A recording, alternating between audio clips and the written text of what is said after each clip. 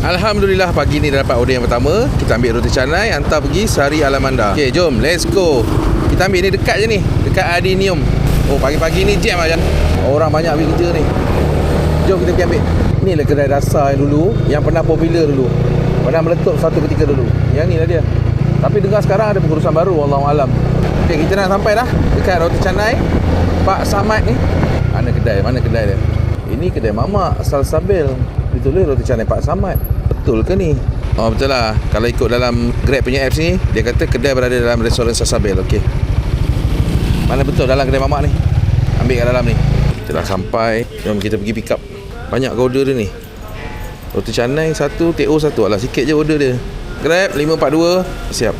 Thank you. Okey, benda dah siap. Nasib baik sampai-sampai kita dah siap.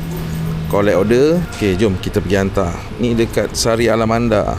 Ni je barang dia order. Boleh lah. Rezeki pagi-pagi ni.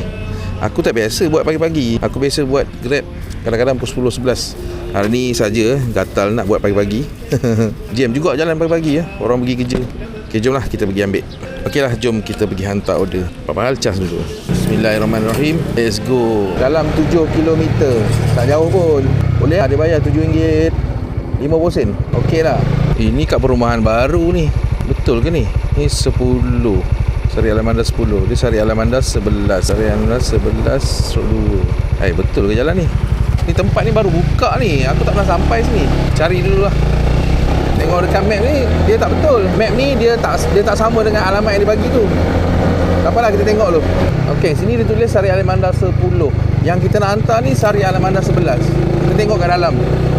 Ada kot? Okey, betul. Sari Alamanda 11 sebelah sini. Alamanda 10 sebelah sini.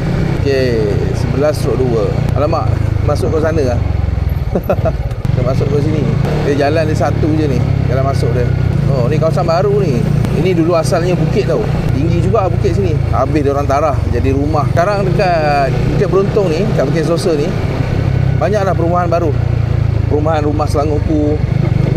Segala macam perumahan lah dia orang buat kat sini. Habis semua kena tarah bukit-bukit. Okey, ni 11/2 kita sampai dah. Okey, ni rumah dia. Assalamualaikum. Ambil dulu makanan dia. Ada ke orang ni? Tak ada orang je.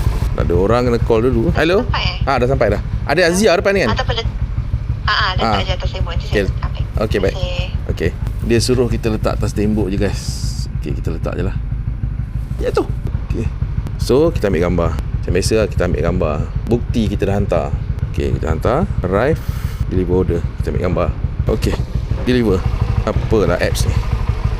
Okey, kita tunggu next order. Kita pergi sarang dulu.